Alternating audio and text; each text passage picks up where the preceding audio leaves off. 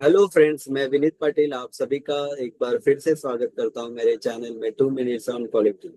तो मेरा आप सभी से सवाल है, क्या आप एफएमए कभी बनाए हो? क्या आप एफएमए जनरेशन प्रोसेस के भाग रह चुके हो? अगर नहीं, तो ये आपके लिए अच्छी अपॉर्चुनिटी है, क्योंकि आज हम दोनों साथ में मिलके एक एफएमए जनरेट करेंगे। तो एफएमए के डिटेल में जानने के लिए आप मेरे साथ ये वीडियो के एंड तक जुड़े रहिएगा। तो हम लोग शुरू करते हैं एफएमए से। तो एफएमए क्या रहता है? FMA is nothing but failure mode effect analysis. ये एक सिस्टमिक मेथड है जिसमें एवरी प्रोडक्ट या प्रोसेस के फेलियर मोड्स आइडेंटिफिकेशन किया जाता है।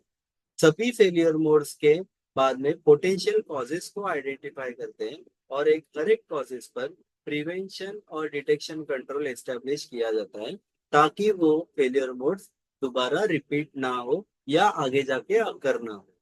तो एफएमए के हिस्ट्री है। उसके बाद एफएमए के दो बेसिक टाइप्स होते हैं। एक होता है डिजाइन एफएमए। अगर आपके स्कोप में डिजाइन रहेगा तो आपको डिजाइन एफएमए भी एप्लीकेबल होता है। और दूसरा टाइप एफएमए का जो है वो प्रोसेस एफएमए है। एफएमए ये one of the PPAP element है, as well as it is one of the element of quality code. उसके बाद एफएमए की शुरुआत में सबसे पहले आता है वो है फेलियर मोड। तो फेलियर मोड्स क्या होता है? Failure mode is the way in which the component, sub component, product, input और process would fail to perform its intended function. यानी इंटेंडेड फंक्शन जो भी कारण से वो कंपोनेंट हो या सब असेंबली हो, वो नहीं कर पाए, वो बोला जाता है फेलियर मोड। यानी अगर एग्जाम्पल लेते हैं कि हम लोग इंजेक्शन मोल्डिंग प्रोसेस का बात करेंगे। इंजेक्शन मोल्डिंग प्रोसेस में अगर हम लोग कोई गाड़ी का एक पार्ट लाइक पिलर ट्रिम, या तो पिलर ट्रिम का जो गाड़ी में ये होता है कि एस्थेटिकली और फंक्शनली वो पार्ट सही होना चाहिए। तो अगर हम लोग फेलियर मोड का in terms of injection moulding process के बारे में बात करेंगे, तो एस्थेटिकली और functionally defective part of a pillar trim due to molding defects such as short molding, flow mark, sink mark, ये सभी डिफेक्ट वो हो गए फेलियर मोड। तो एग्जांपल हम लोग असेंबली प्रोसेस का एग्जांपल लेते हैं, तो असेंबली प्रोसेस में स्क्रूइंग का एग्जांपल लेते हैं। तो स्क्रूइंग के क्या हो गए कि इंटेंडेड ऑपरेशन क्या है स्क्रूइंग का, कि वो दो दो पार्ट जो है वो हम लोग स्क्रू से लगा रहे हैं, वो सही से एक दूसरे के साथ जुड़े होने चाहिए। पर उसमें फेलियर मोड क्या होगा अगर हम लोग स्क्रूइंग प्रोसेस करना ही भूल गए, या हम लोगों ने लूज स्क्रूइंग किया, हाफ वे स्क्रूइंग किया, तो ये सभी हो गए failure modes for screwing operation. तो हम लोग क्रैक ये डिफेक्ट पर आगे जाके केस स्टडीज लेंगे। तो क्रैक ये हमारे लिए सपोज फेलियर मोड हो गया। फेलियर मोड के बाद आता है potential effects of failure mode. यानी वो जो फेलियर मोड है उसका आगे जाके इम्पैक्ट क्या होगा। अभी ये इम्पैक्ट हम लोग कैसे देखते हैं कि इम्पैक्ट ऑन नेक्स्ट ऑपरेशन, यानी मोल्डिंग में पार्ट बन रहे तो नेक्स्ट ऑपरेशन असेंबली में क्या इम्पैक्ट होगा कि 100% पार्ट रिजेक्ट हो गए। सबसिक्वेंट ऑपरेशन पे इम्पैक्ट क्या होगा? Customer effect. कस्टमर इफेक्ट यानी हम जो व्हीकल मैन्युफैक्चरर को पार्ट दे रहे हैं उनके पास अगर डिफेक्टिव पार्ट गया तो उनपे क्या इफेक्ट होगा। उसके बाद and user effect. And user effect यानी जो गाड़ी खरीद रहा है, जो गाड़ी खरीद रहा है उसको सपोज डिफेक्टिव पहले ट्रिम्स का पार्ट दिखा, तो क्या डिससेटिस्फेक्शन होगा, कितना होगा, या गाड़ी के सेफ्टी पे कुछ उसका इम्पैक्ट होगा क्या, वो सभी कवर होता है potential effect of failure mode. उसके बाद ऑपरेटर सेफ्टी पे कुछ इफेक्ट होगा क्या, मशीन टूल पे कुछ इम्पैक्ट होगा क्या, ये पोटेंशियल इफेक्ट ऑफ फेलियर में कवर होता है। पोटेंशियल इफेक्ट का इफेक्ट को सिवियरिटी के हिसाब से एफएमए में गिना जाता है। Like severity is nothing but ये होता है एक assessment of the seriousness of effect. यानी वो इफेक्ट का सीरियसनेस कितना है, ये इसका असेसमेंट एआईजी का फोर्थ एडिशन में एक गाइडलाइन दिया है कि सपोज 1 नंबर का आपका सिवेरिटी रेटिंग है, यानी उसका जो रेटिंग, उसका जो इम्पैक्ट रहेगा वो लो रहेगा। 2 रहेगा तो उसका थोड़ा ज्यादा रहेगा, 3 रहेगा तो उसका इम्पैक्ट थोड़ा ज्यादा होगा। तो ऐसे ही अगर 10 और 9 का अगर बात करेंगे तो इनको बोला जाता है कि क्रिटिकल क्रिटिकल कैरेक्टरिस्टिक्स बोलते हैं।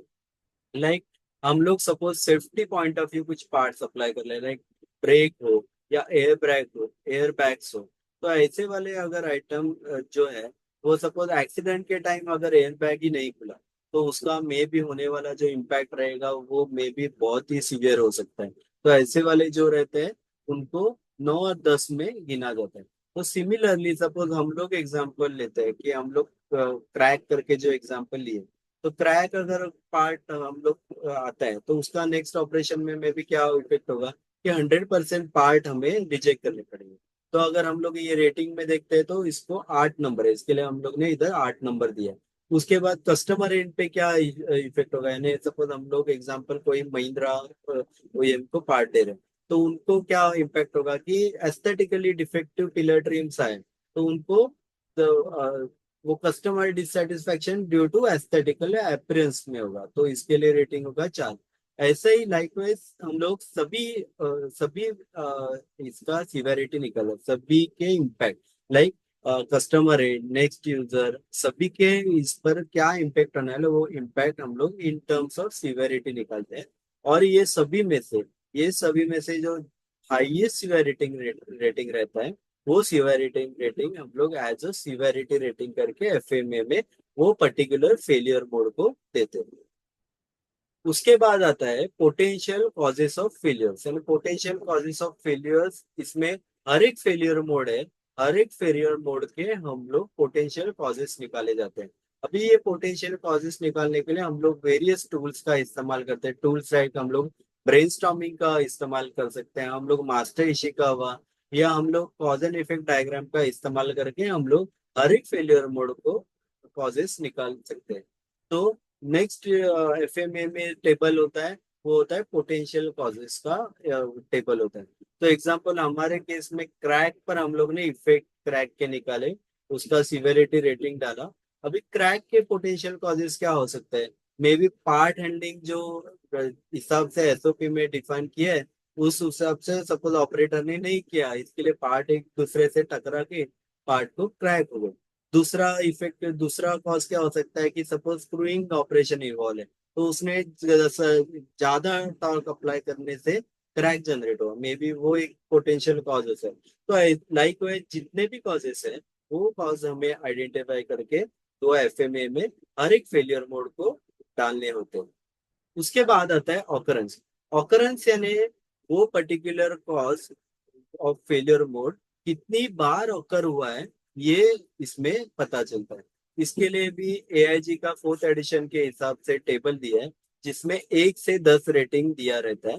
तो हमें क्या करना रहता है कि हमें 6 महीने का डेटा कलेक्ट करके, 6 महीने का डेटा में एग्जाम्पल हम लोग क्रैक का 6 महीने का डेटा कलेक्ट किया क्रैक डिफेक्ट के लिए। तो मुझे पता चला कि 6 महीने में हम लोग 1000 पार्ट प्रोड्यूस किए, उसमें से 5 पार्ट रिजेक्ट हो गए, यानी हमारा रिजेक्शन क्या हो गया, 5 पर 1000 हो गया।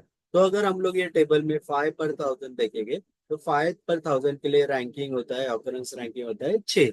लाइकवाइज हमें अपने एफएमए में हर एक फेलियर मोड में हर एक कॉजेस के लिए 6 महीने का रिजेक्शन डेटा लेके उसको रैंकिंग देना रहता है, और वो रैंकिंग हमें एफएमए के टेबल में डालना रहता है।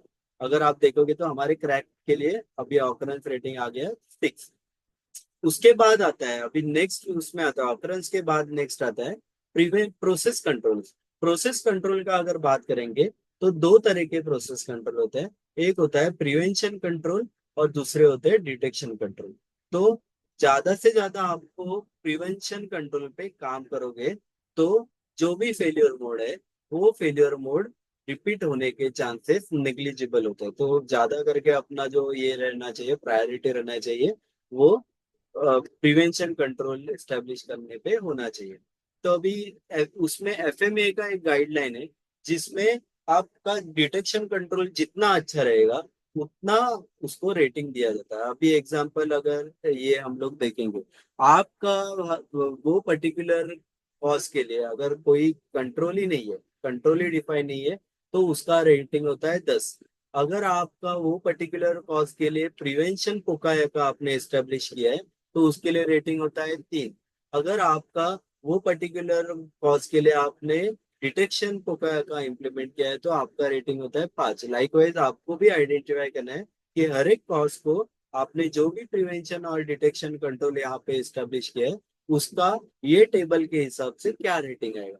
तो अभी हमारे केस में part handling not done as per SOP, इसके लिए हमारा जो कंट्रोल है कि हम लोग ने ऑपरेटर ऑब्जर्वेशन करना चालू किया कि ऑपरेटर एसओपी के हिसाब से काम करता है कि नहीं। पर ये हम लोग रैंडमली करते हैं, इसके लिए इसका डिटेक्शन रेटिंग 8 है। दूसरा, मोर टॉर्क अप्लाइड ड्यूरिंग स्क्रूइंग है। ये कॉज के लिए सपोज हम लोग ने स्क्रूइंग गन में ऐसा प्रोविजन दिया कि अगर उसने डिजायर टॉर्क से ज्यादा टॉर्क अप्लाई किया तो वो गन चलेगा ही नहीं, स्क्रूइंग ऑपरेशन हुआ ही नहीं, होगा ही नहीं। तो वो केस में अपना डिटेक्शन रेटिंग है वो कम हो जाएगा, ओके 3 हो जाएगा। जितना आपका डिटेक्शन रेटिंग कम होगा उतना आपके लिए अच्छा है।